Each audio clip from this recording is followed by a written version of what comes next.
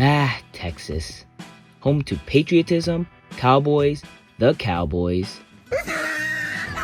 Beyonce, and 1,006,555 registered guns as of 2021. A true American state. However, they weren't always Americans. Before 1845, they were their own nation, and before that, Mexican. So how did Texas go from a vastly empty territory, inhabited mostly by Indians, to a melting pot in the Americas for the 1830s and 40s, to the shining state it is today? How did Texas become Texas?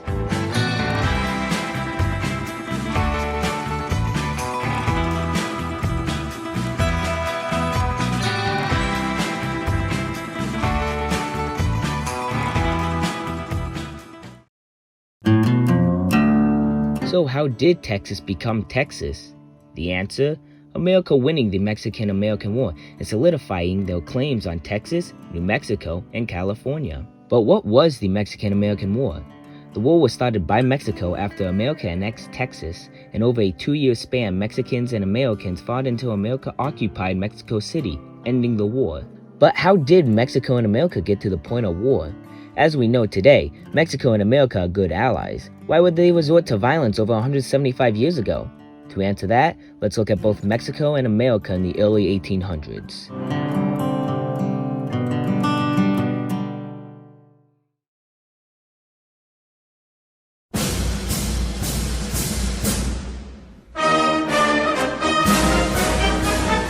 America was a new and expanding nation at the beginning of the 1800s.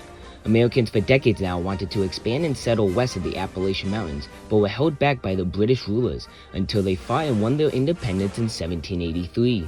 Although Americans now had the opportunity to expand west, many didn't, as the areas west weren't well protected from Indian raids, and with governmental support advising the populace not to expand west. Many wouldn't start expanding west until the Louisiana Purchase of 1803. Napoleon Bonaparte, looking to focus French aims in Europe and less in America, sold the whole of Louisiana to America for $15 million. Not only did it give America full control of the Mississippi River, but it had doubled in size and incentivized the government to now support and secure Western settlement.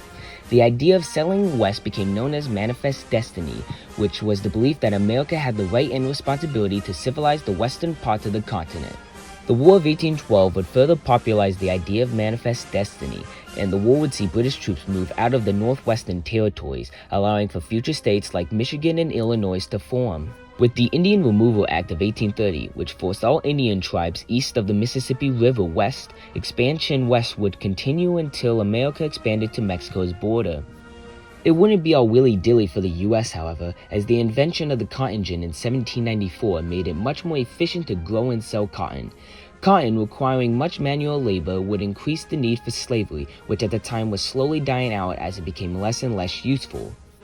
America's expansion west would further increase the demand for slavery, as now many Americans, mostly Southerners, would capitalize on the new cash crop in the new lands, which were being given out for pennies, and sometimes just for free, making many rich in the coming decades.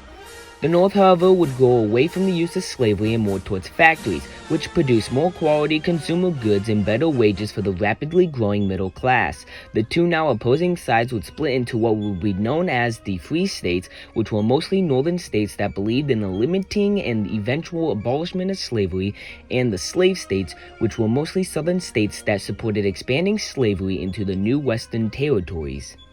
The first major conflict between the Free States and Slave States would occur in 1820, as Missouri, looking to become the 23rd state of America, would upset the balance between the 11 free and 11 slave states.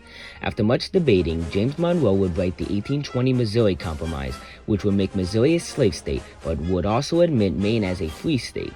This created the pattern of admitting 2 states at a time, one slave and one free, for the next 4 decades.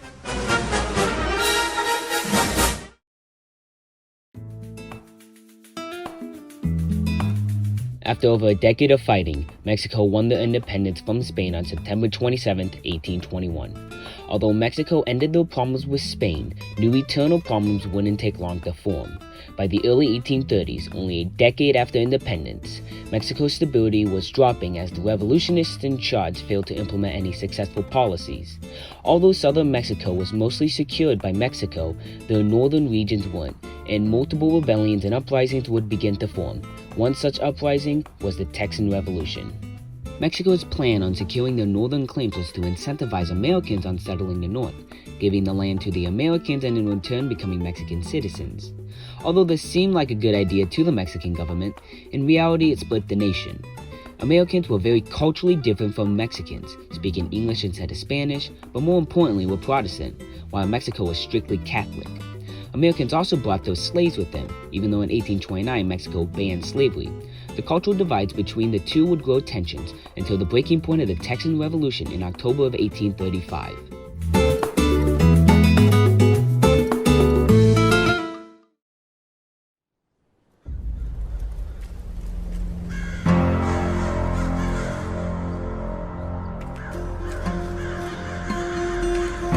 The Texan Revolution was a small and short revolution with three major battles: the Battle of Gonzales, the Battle of the Alamo, and the Battle of San Jacinto. The revolution would begin on October 2, 1835, at the Battle of Gonzales, where the Texan revolutionists would successfully ward off Mexican forces, who were attempting to retrieve a cannon they loaned to the city of Gonzales to fend off Indian raids. Santa Anna would lead an army of roughly 6,500 soldiers against the Texans, who promoted Sam Houston as their commander-in-chief, with an army that peaked at 4,000 men. The Mexicans would see success at the Battle of the Alamo, where they would besiege the city, and after the defenses fell, would kill all Texans that resided within it. The significance of the battle would be seen at the Battle of San Jacinto, where Texans would yell the phrase "Remember the Alamo," as they surprise attacked the Mexican forces, repelling them, and as well as capturing Santa Anna, and forcing him to sign the Treaties of Velasco on May 14, 1836, ending the war and giving Texas their independence. After the war, Texans would make multiple attempts to become a U.S. state. Although many in the United States would advocate for admitting Texas, many in the North opposed the idea, seeing it as admitting Texas as upsetting the balance of power between the slave and free states. In his last few months as president, President Tyler would call for a vote, not a treaty with Texas, which required a two-thirds majority from Congress, but instead a vote to admit Texas as a state directly, which required only a majority vote. The vote would pass, and on December 29, 1845, Texas was admitted as the 28th state of the Union.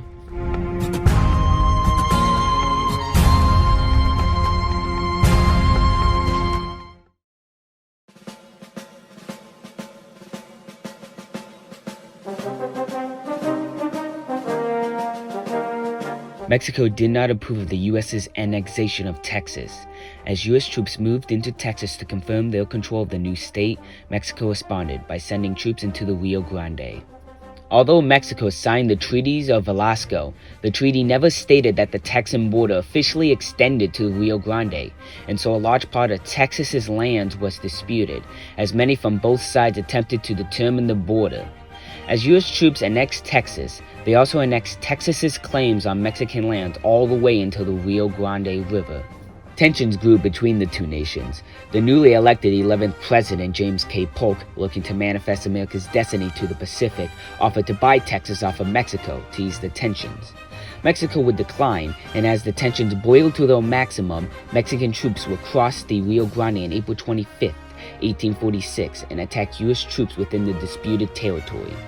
They would later lay siege to U.S. forts on the Rio Grande, but in the battles of Resaca de la Palma and Palo Alto, U.S. troops repelled the Mexican invaders. With the battles of Resaca de la Palma and Palo Alto, President Polk would seize the opportunity of the bloodshed to declare war on Mexico, and with the U.S.'s declaration of war on May 13, 1846, the Mexican-American War had begun. Attempting to avoid bloodshed, the U.S. made a deal with the now exiled Santa Anna to return him to Mexico and take control of the government, and in return sell all the lands the U.S. wanted at a reasonable price. However, when Santa Anna got to Mexico City and became president once again, he turned on America and prepared to defend Mexican interests from American expansion.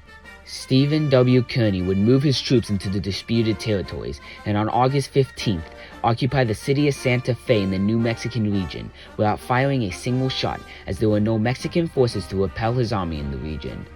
After declaring himself the military governor of the state, he would send his forces into northwestern Mexico. As Kearny moved further southwest, a revolt occurred in northwestern New Mexico, known as the Taos Revolt, led by Hispanic and Pueblo allies in opposition to U.S. occupation. However, the revolt was short-lived, as U.S. troops swiftly moved in to suppress all revolts in the region. John D. Sloat, commander of the U.S.'s Southwest Pacific Fleet, was given orders to siege San Francisco Bay. The region of California at this time was in a similar state that Texas was. California was also being inhabited by Americans, and as the war broke out, Californians revolted and declared independence from Mexico. After leadership had changed from John D. Sloat to Robert Stockton, Stockton would move in to occupy the city of Los Angeles on August 13th, and the governor Pio Pico and General Castro evacuated the region. Afterwards, Stockton would send word to Washington that California was now free from Mexico. Kearny moved his troops across the Colorado River on December 7th and would fight Andreas Pico in the Battle of San Pasqual. The battle saw Pico forcing Kearny into a defensive position on the hill until an American relief force could allow Kearny to retreat to Los Angeles. The Kearny-Stockton forces defeated the last of the Mexican forces in California on January 8, 1847 in the Battle of Rio San Gabriel. With the northwestern territories of Texas, New Mexico, and California now in U.S. control, Polk looked southward to the heart of Mexico. President Polk, looking to advance into Mexico, assigned General Zachary Taylor 2,300 troops and ordered him to move across the Rio Grande. Taylor marched his troops into the city of Monterrey, where his forces would be repulsed in the hard-fought Battle of Monterrey. Mexican troops were under the leadership of Pedro de Ampudia, who capitalized on the American troops' lack of knowledge about urban warfare. Taylor, in desperation, made an 8-week armistice, allowing him to retreat and recover his troops. Under pressure from Polk, Taylor broke the armistice and occupied the city of Saltillo. On February 22nd, Santa Anna personally led an army of 20,000 men to defeat Taylor and repel the Americans back past the Rio Grande. The Americans, outnumbered 5-1, entrenched themselves in the mountain pass known as Buena Vista. Santa Anna, suffering from desertion, lost a fourth of his troops on his march north, but as he still held overwhelming number superiority, demanded Taylor's surrender, and after being rejected, he attacked the entrenched Americans in the Battle of Buena Vista. Although Santa Anna had almost broken the American lines, he suffered huge casualties due to the fortifications of the American army. Even though propaganda back in Mexico stated Mexico's success in the battle, Santa Anna retreated back south after getting word of rebellion back in Mexico City. Taylor requested reinforcements, but Polk believed that Taylor was moving too slowly and sent Winfield Scott with an army to occupy the port of Veracruz. On March 9, 1847, Winfield Scott performed the first ever major U.S. amphibious landing in U.S. history. Although the city port of Veracruz attempted to repel the American landing, the U.S.'s numerical superiority would prove to be too much for the tiny Mexican garrison. With the capturing of the port, America was open to attack Mexico City. On April 2nd, Scott moved his 9,000 troops towards Mexico City. Santa Anna personally led an army of 12,000 troops to repel Scott. Santa Anna thought he could catch the Americans by surprise. However, Scott sent 1,200 cavalry to surprise attack the Mexican forces, and in the Battle of Cerro Gordo, the U.S. would repel the Mexican forces and continue marching further inland to Mexico City. Although his numbers were slowly depleted by Mexican guerrilla fighters, Scott was able to advance onto Mexico City, and after winning the battles of Contreras and Churubusco, peace negotiations began. However, they did not last long, and on September 6th, with the battles of Molino de Rey and Chapultepec and the storming of the city gates, General Winfield Scott became military governor of Mexico City.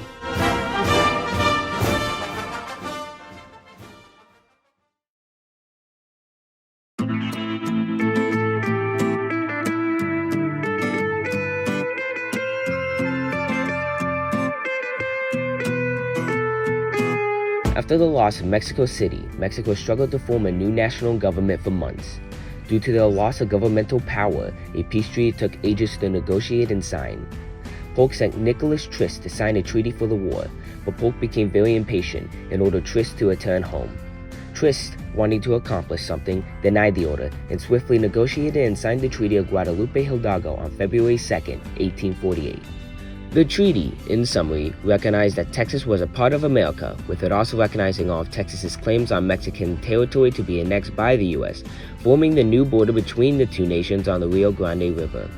The treaty would also secede modern-day New Mexico, Arizona, California, Nevada, Utah, Colorado, and parts of Wyoming, Oklahoma, and western Texas to America, and in return the U.S. would pay Mexico $15 million. The treaty at the time would make many believe that it accomplished many of America's goals. The treaty had fulfilled America's plans for manifest destiny, as America had gained a huge Pacific coast. America grew by roughly 500,000 square miles, and within those new lands lay natural resources like the gold mines in California, which led to the Californian gold rush in the late 1840s and early 1850s, and many new Indian tribes, as well as old Indian tribes they forced to migrate there previously. However, the war would lead to many new problems, most of them being on the issue of slavery, with Northerners not wanting slavery to expand into the new territories, would try to limit, and in extreme cases, abolish slavery. Meanwhile, Southerners, now moving into the new lands, were looking to abolish the Missouri Compromise and legalize slavery in the territories of Kansas and Nebraska, with extremists claiming that Northerners were taking over the Union and destroying the Republic.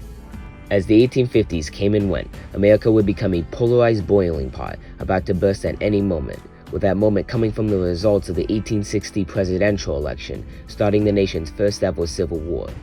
The war would prove catastrophic for the future of Mexico. Mexico wasn't that stable before the war, but after losing roughly a third of their land and their capital falling under U.S. control for a brief period of time, many new factions would take the opportunity to gain control of what was left of Mexico. Factions such as Santa Anna's dictatorship and the military reformers under Benito Juarez, and even the French invasion in 1861.